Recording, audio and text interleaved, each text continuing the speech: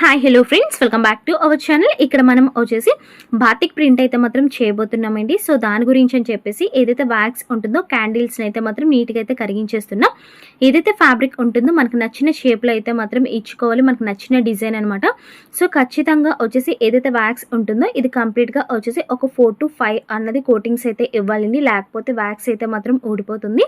ఇక్కడ ఫ్యాబ్రిక్ వచ్చేసి డయబుల్ బ్లీచ్డ్ ఫ్యాబ్రిక్ని అయితే మాత్రం యూజ్ చేసామండి. ఇక్కడ మనం చూస్తున్నాము కదా, కంప్లీట్గా వచ్చేసి షేప్స్ ఇచ్చుకొని కంప్లీట్ అయిపోయిన తర్వాత మనం ఏం చేస్తామంటే డైయింగ్ అయితే మాత్రం చేస్తామండి. డైయింగ్ అనేది కంప్లీట్ అయిపోయిన తర్వాత నీట్గా అయితే మాత్రం ఎండబెట్టేసుకుంటామండి, కంప్లీట్గా వచ్చేసి చెమ్మ ఆరిపోయినంత వరకు.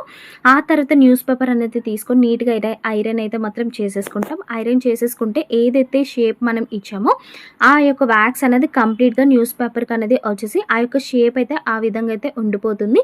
టీ షర్ట్స్కి అయితే మాత్రం చాలా బాగుంటుంది. ఈ వీడియో నచ్చితే ప్లీజ్ సబ్స్క్రైబ్.